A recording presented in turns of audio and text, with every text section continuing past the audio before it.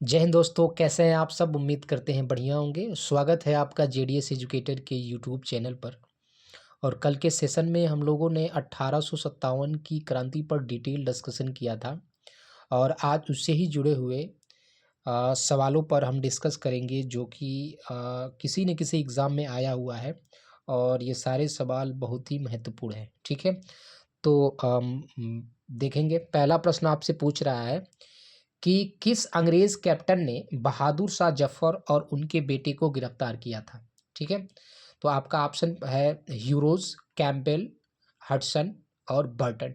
ठीक है, तो आपको पता है कि हडसन ने क्या किया था, बहादुर शाह जफर और उनके बेटे को गिरफ्तार किया था। बहादुर शाह जफर के सामने ही उनके बेटे को क्या कर दी गई थी, गोली मार दी गई थी हडसन के द्वारा। ठीक है, और यहीं हीरोज की बात कर ले तो हीरोज कौन है, आपको पता होगा कि हीरोज कौन था। झांसी की रानी जब 1857 की क्रांति झांसी से लीड कर रही थी तो हीरोज क्या कर रहा था, इनके अगेंस्ट इस विद्रोह को क्या कर रहा था, दबा रहा था। ठीक है, तो हीरोज के बारे में भी पूछा जाता है कि झांसी की रानी की अगेंस्ट कौन सा वो अंग्रेज था जिसने युद्ध को दबाया था, तो हीरोज नाम था उसका। फिर नेक्स्ट क्वेश्चन आगे पूछ रहा है आपसे कि किसने ऐलान किया कि बहादुर शाह जफर की मृत्यु के बाद बादशाह के परिवार को लाल किले से निकालकर उसे दिल्ली में कहीं बसाया जाएगा। ये स्टेटमेंट किसका है? चार ऑप्शन दिए गए हैं, Lord Minto, Lord Dalhousie, Warren Hastings, William Bentinck. ठीक है, तो ये बात किसने कही थी? ये बात कही थी लॉर्ड डलहौजी ने। कहा था कि रेड फोर्ट क्या करना होगा, रेड फोर्ट खाली करना होगा, यानी कि लाल किला को क्या करना होगा, खाली करना होगा। ठीक है, खाली करना होगा कब? बहादुर शाह जफर के मृत्यु के बाद। ठीक है, तो ये स्टेटमेंट किसका है? ये स्टेटमेंट है डलहौजी का। ठीक है, नेक्स्ट क्वेश्चन आपसे पूछ रहा है कि माझा प्रवास के रचयिता कौन है। ठीक है, माझा प्रवास को इंग्लिश में कहते हैं माई ट्रैवलर। ठीक है, अगर इसका इंग्लिश हम जाने मीनिंग तो होता है माई ट्रैवलर्स। ठीक है, माई ट्रैवलर्स। ठीक है, और इसके जो राइटर थे उनका नाम था विष्णु भट्ट गोडसे। कौन थे? विष्णु भट्ट गोडसे थे। ठीक है, अब यही जान लेते हैं बाण भट्ट। ठीक है, बाण भट्ट ने कौन सी बुक लिखी थी? तो बाण भट्ट ने लिखा था हर्षचरित। याद रखेंगे साथ ही साथ, हर्षचरित, हर्षचरित। ठीक है, कल्हड़ के बारे में बात कर लेते हैं। कल्हड़ ने क्या लिखा था? राज तरंगणी। क्या लिखा था? राज राज तरंगिणी। ठीक है, ये कल्हड़ द्वारा लिखी गई थी। और वहीं विष्णुगुप्त की बात करें तो विष्णुगुप्त पंचतंत्र के बारे में आपने सुना होगा, पंचतंत्र। ठीक है,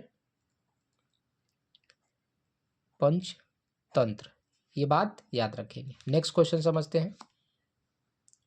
नेक्स्ट क्वेश्चन आपसे पूछ रहा है कि फ्रॉम सिपॉय टू सूबेदार, फ्रॉम सिपॉय टू सूबेदार, जिसको इंग्लिश में हम कहते हैं सिपाही से सूबेदार तक, ये किसकी पुस्तक है? ये पुस्तक किसकी है पूछ रहा है। ऑप्शन दिया है सीताराम लालस। ठीक है, उसके बाद से सीताराम पांडे, अशोक मेहता, विष्णु भट्ट, गोडसे। तो ये फ्रॉम सिपाही टू सूबेदार किसने लिखा था? फ्रॉम सिपाही टू सूबेदार सीताराम पांडे ने लिखा था। ठीक है, ये सीताराम पांडे की पुस्तक है। और अगर इसका इंग्लिश हम ट्रांसलेट पूछें कि इसका इंग्लिश ट्रांसलेट किसने किया था, इंग्लिश ट्रांसलेट। ठीक है, तो मार्गरेट नाम था। क्या नाम था? मार्गरेट। ठीक है, मार्गरेट। नेक्स्ट क्वेश्चन पर बात करते हैं हम।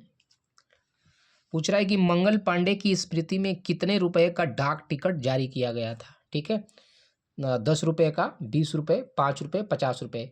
तो मंगल पांडे की स्मृति में डाक टिकट जो जारी किया गया था वो 50 रुपए का डाक टिकट था। ठीक है, नेक्स्ट क्वेश्चन देखते हैं।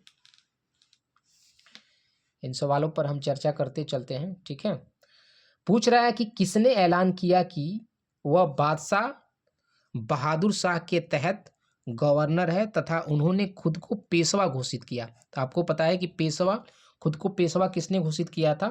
तो नाना साहब ने। ठीक है, किसने? नाना साहब। अब नाना साहब कौन थे? तो नाना साहब बाजीराव,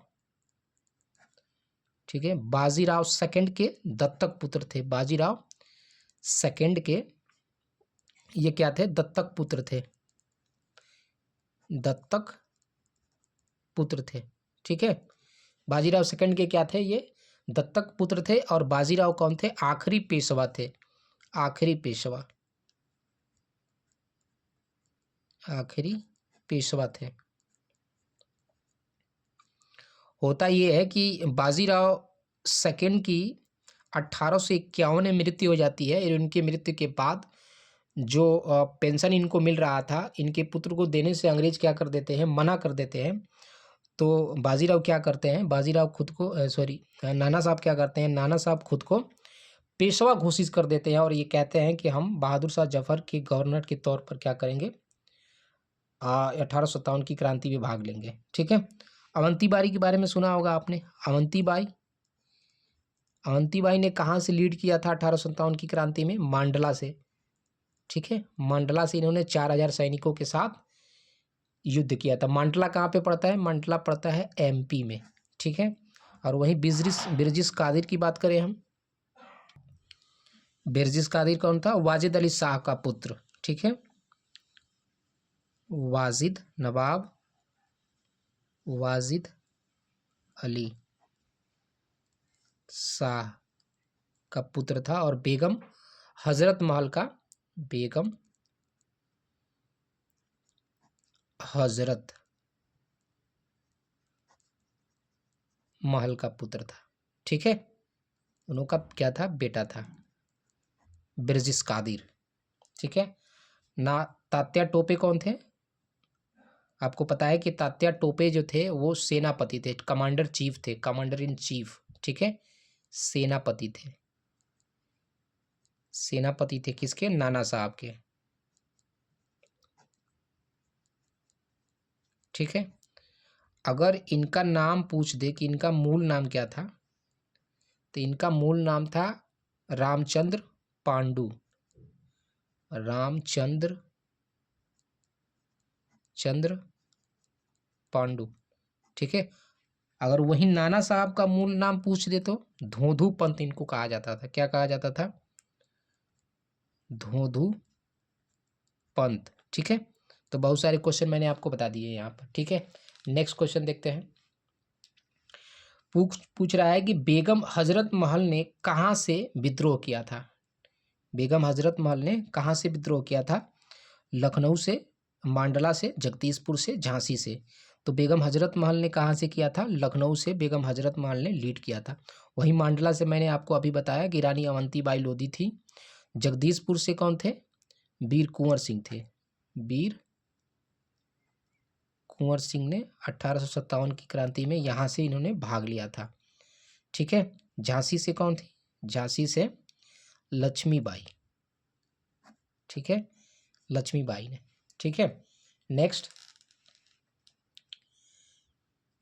क्वेश्चन पूछ रहा है कि फैजाबाद से विद्रोह करने वाले नेता का नाम बताइए।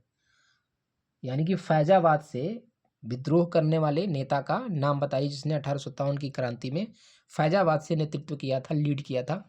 वीर कुंवर सिंह, मैंने आपको पहले ही बता दिया। वीर कुंवर सिंह कहाँ से थे? जगदीशपुर से थे।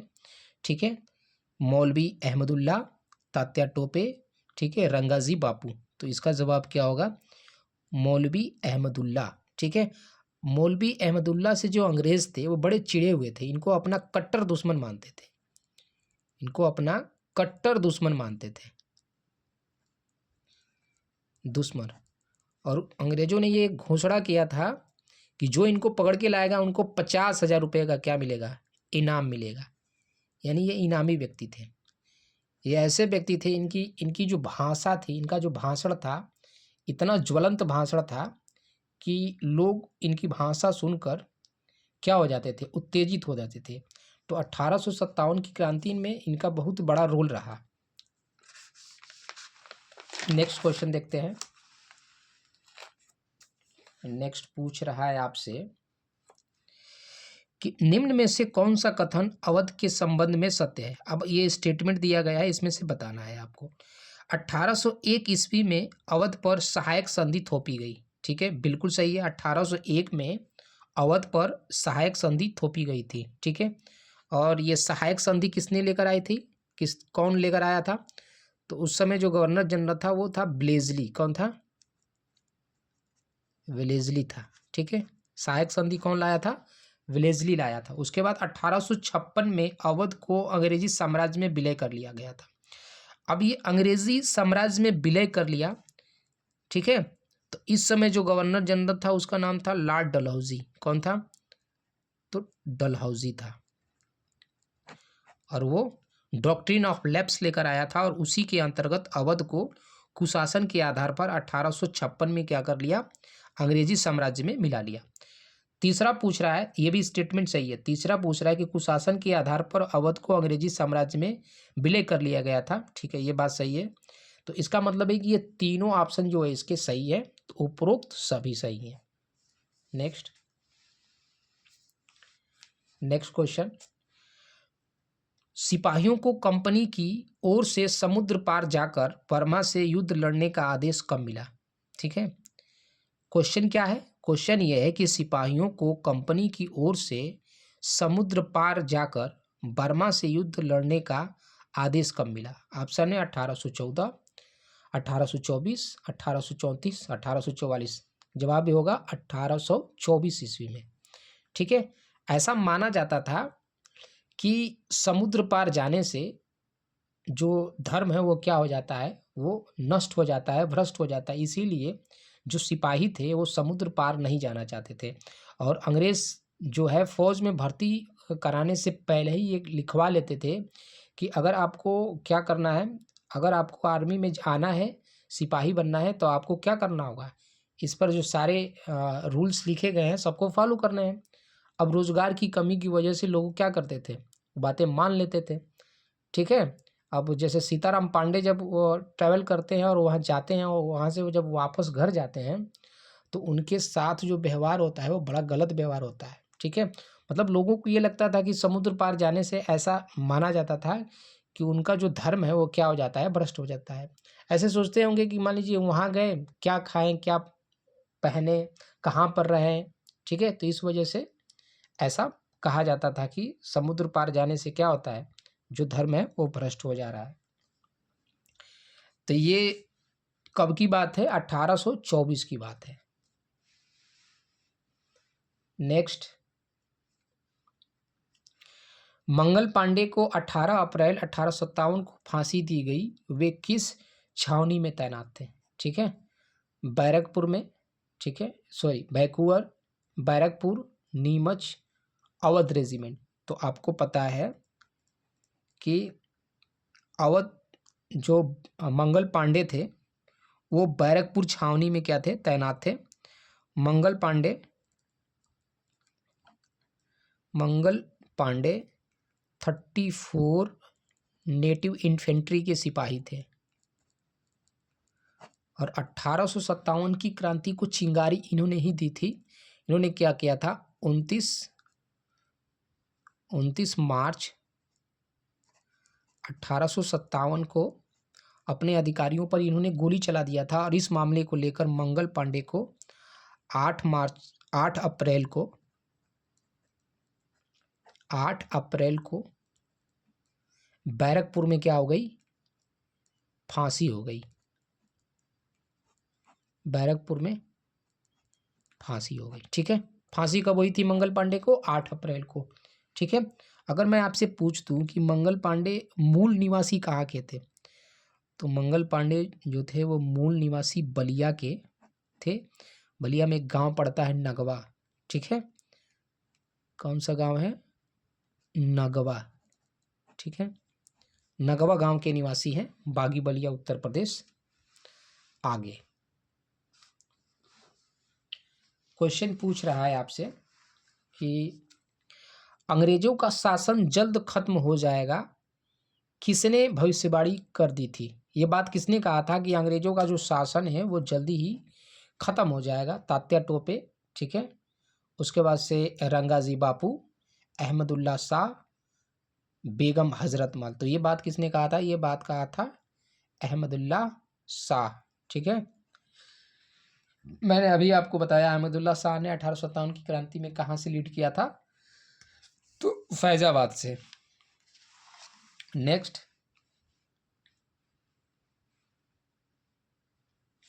क्वेश्चन पूछ रहा है आपसे कि अवंतीबाई लोधी ने अंग्रेजों को किस युद्ध में पराजित किया था? ठीक है, इसका जवाब दीजिए। खेड़ी के युद्ध में, अवध के युद्ध में, आवाव के युद्ध में और बिठौड़ा के युद्ध में। तो अवंतीबाई लोधी ने खेड़ी के युद्ध में अंग्रेजों को क्या किया था? पराजित किया था। नेक्स्ट, मेरठ के छावनी में, नेक्स्ट क्वेश्चन है क्वेश्चन नंबर 14, मेरठ छावनी के सैनिक दिल्ली कब पहुंचे? ठीक है, दिल्ली कब पहुंचे? आपको पता है कि जो 1857 की क्रांति का प्रारंभ माना जाता है वो 10 मई 1857 को माना जाता है, ठीक है।